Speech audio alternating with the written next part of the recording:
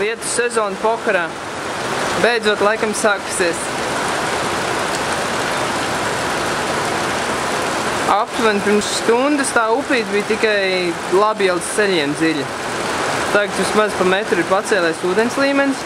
Tur, kur šobrīd jūs skatāties, tur bija tilts. Tagad tur ir upe. Diezgan traki.